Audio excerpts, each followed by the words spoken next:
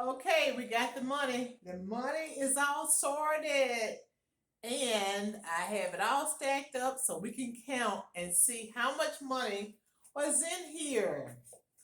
So, as I said, if you want an easy way to save money, just put your coins in a box or put your coins in a jar or just get something that you can buy and put the coins in there.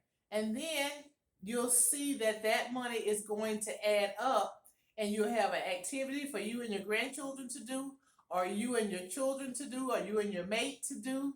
And you'll be saving money for something special.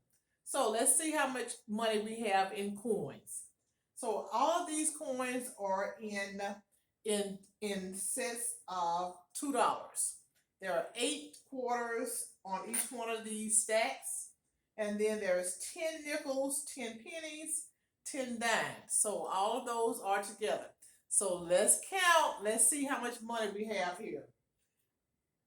2, 4, 6, 8, 10, 12, 14, 16, 18, 20, 22, 24, 26, 28, 30, 32, 34, 36, 38, 40, 42, 44, 46, 48, 50. So I've got $50 in quarters. Let me write that down just so that I don't forget. $50 in quarters. And then here are our dimes. 10 dimes times 5, 50. So we got $1, $2, $3, $4.50. 4.50 in nickels. And then I have pennies in sets of 5, 50 cents. So we got 50, $1, 50, $2.50, $2.50 in pennies. And then we have dimes, $1 stacks of dimes. There's 5, 10, 14. $14 in dimes. And then we add it all up.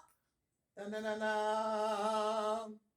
8, 10, 11, carry my 1, 6, $71. So this little thing right here holds $71 and change. Give or take a little bit according to whether you have more quarters or dimes or whatever.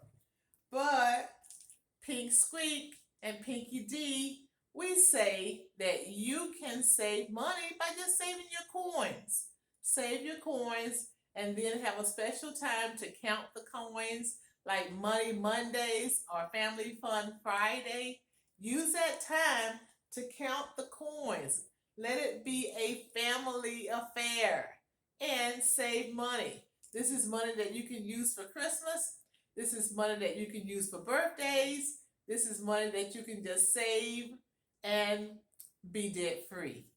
I'm Wanda. Quietly be debt free. I'll see you in the next video. Bye.